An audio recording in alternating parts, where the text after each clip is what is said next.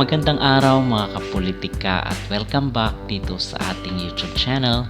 Sa vlog na ito is atin pong pag-uusapan itong katatapos lang na Miss Planet na kung saan is ginanap po dito sa bansang Cambodia. So nagtapos po yung ating pambato dito. Actually this is just a minor pageant. And then yung ating kandidata na si Cristel Curios is nagtapos po siya bilang 4th runner-up.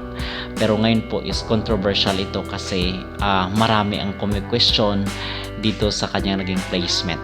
Pero bago ang lahat ay huwag kalimutang mag-like at mag-subscribe na rin kayo para updated kayo sa ating mga latest issue. So nagtapos po bilang 4th runner-up itong si Cristel Curios, itong ating kandidata dito sa Miss Planet International na ginanap sa kanina. And then marami po ang nagulat bakit 4th runner-up lang.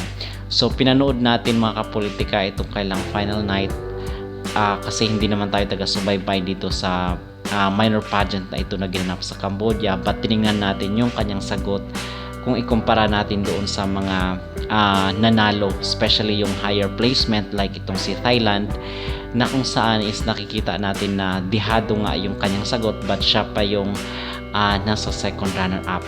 So we can conclude at masasabi natin na talagang ito ay cooking show. At hindi na po tayo nagulat dito sa naging resulta ng Miss Planet na kung saan is nagtapos lamang bilang 4th runner-up itong si Cristel.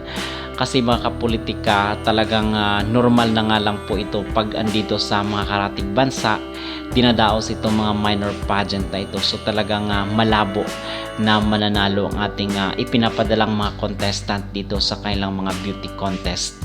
Okay, so ang nanalo po dito is itong si UAE, and then sinunda naman ito ni Indonesia. So actually dalawa sila yung nanalo, yung winners dito sa kanilang beauty contest. So basically ay masasabi natin overall na ito ay niloto at cooking show, kasi yung si Thailand, bakit siya yung second runner up, mas maganda naman yung sagot ng ating kandidata kung ikukumpara dito sa pambato ng Thailand, but mas higher pa yung ranking niya.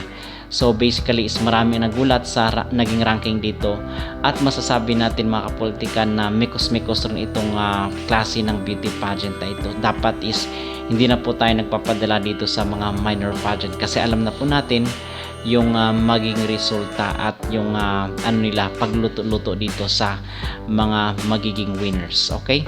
So narito po ang kanyang naging sagot at kayo na po ang balang musga. Mga kapolitika, ano ang inyong masasabi dito sa naging resulta ng Miss Planet International?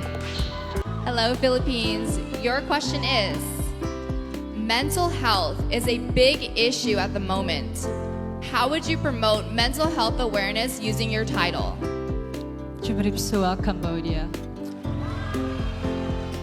It is important that an individual understand what mental health is.